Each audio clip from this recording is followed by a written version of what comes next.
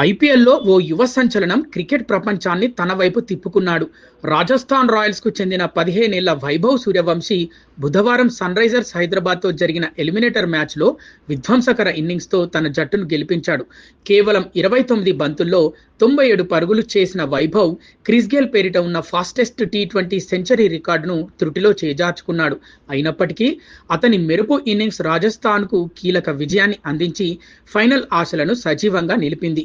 ఈ విజయంతో Rajasthan Royals qualifier 2కు అర్హత సాధించింది.